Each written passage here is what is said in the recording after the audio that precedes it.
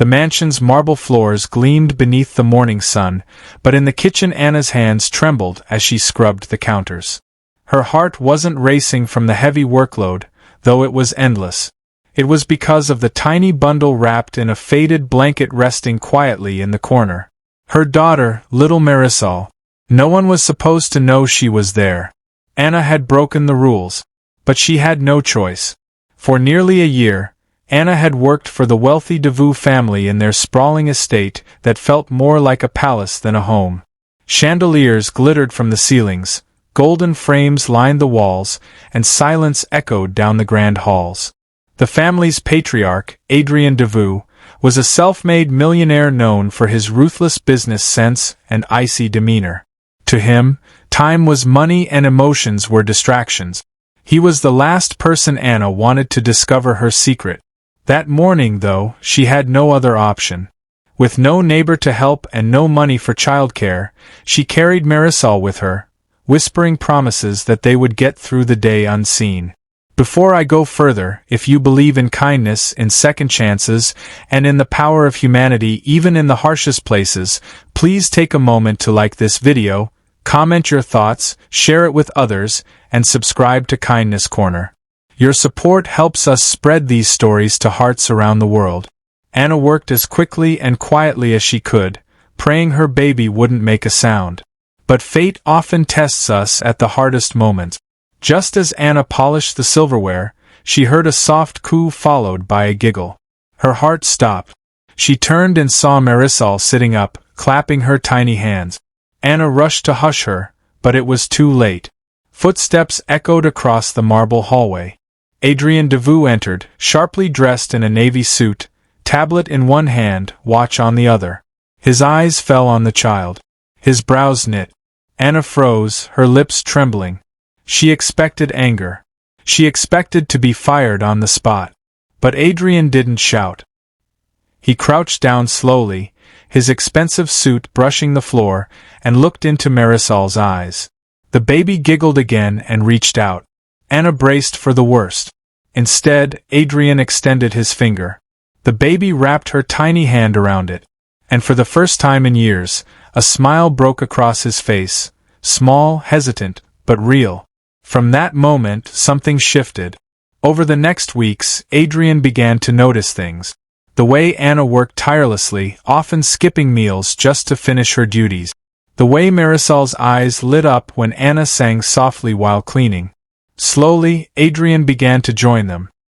He brought toys, little snacks, and sometimes set aside his tablet to sit on the floor and make Marisol laugh. The mansion, once cold and silent, began to echo with warmth. Staff whispered in amazement. The ruthless millionaire was softening. But Anna carried shame. She hated that poverty forced her to bring her daughter into her work. She feared Adrien's kindness was temporary, that one mistake would end it all. Yet she couldn't deny the relief she felt seeing her child safe and happy in a place that once seemed hostile. One golden afternoon, Adrien found himself in the garden, watching Anna feed Marisol bits of bread.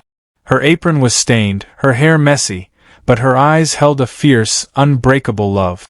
And something inside Adrien stirred, something he hadn't felt since losing his wife and unborn child years ago. He had buried that grief under work and wealth. But in the laughter of a baby and the resilience of a young mother, his heart was opening again. He began asking questions, not about chores, but about Anna's life. He learned that she had lost her husband in an accident when Marisol was still a newborn, that she had no family left, that each day was a battle just to survive. She spoke not with bitterness but with quiet strength. She worked not for herself, but for the tiny life who depended on her. In her resilience, Adrien saw his own reflection, pain transformed into love. The turning point came one morning when Anna didn't arrive for work. Hours passed before a neighbor arrived at the mansion, frantic. Anna had collapsed on her way there, overcome with exhaustion. Without hesitation, Adrien ordered his driver to the small clinic. There he found Anna pale and weak, Marisol asleep at her side. The sight broke something in him. No one, he realized, should work themselves to collapse just to survive. No child should grow up in poverty's shadow when the world had so much to give.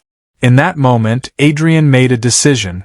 The next day, when Anna returned timidly, expecting to be dismissed, Adrian gathered the household staff. With Marisol perched on his arm, he made an announcement that left everyone speechless. Anna, he declared, would no longer serve as just a maid. She and her daughter would have a permanent home within the estate. Marisol's education would be fully supported. Anna would have the freedom to work only when and how she wished. She would never again have to choose between survival and her child.